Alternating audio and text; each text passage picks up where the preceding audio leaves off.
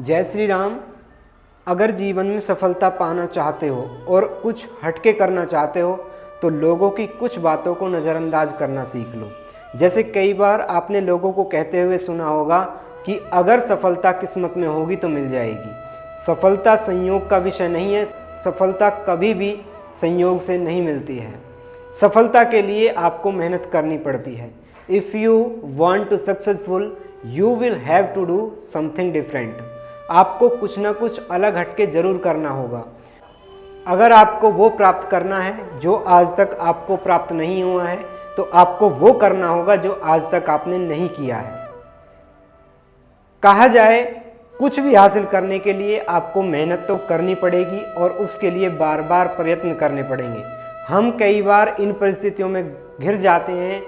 हम लोगों की केवल सफलता को देख लेते हैं। आप जब दुनिया में देखेंगे आपसे कठिन परिस्थिति, आपसे मजबूर लोग, आपसे अधिक घिरी हुई परिस्थिति में लोग मिल जाएंगे तो उनको सफलता अब कैसे प्राप्त हुई है।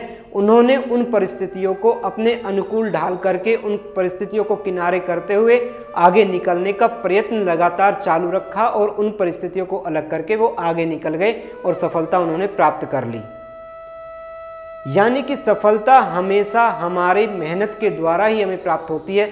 सफलता कोई संयोग का विषय नहीं है कि किस्मत में होगी तो मिल जाएगी। उसके लिए हमें उठना होगा और चलना होगा। जैसे स्वामी विवेकानंद जी की अगर बात करें, उसने उनसे कहा था सब स्थिति बिगड़ गई थी, सारी परिस्थितियां बिगड़ गई थी।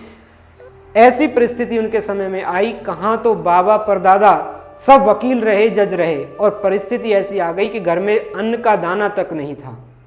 तब रामकृष्ण परमहंस जी ने कहा था कामनी और कंचन का त्याग किए बिना बेटा जीवन में कुछ भी मिलने वाला नहीं है, कुछ भी प्राप्त नहीं होने वाला है। तो इसलिए हमें कुछ चीज़ों का त्याग करके हमें तभी सफलता की प्राप्ति होती है। अगर सफलता की प्राप्ति हो रही है और किसी चीज़ का त्याग करना है तो हमें मोह माया को त्याग देना चाहिए, उस सफलता के पीछे उस राह पर चल देना चाहिए। जय श्री राम, धन्यवाद।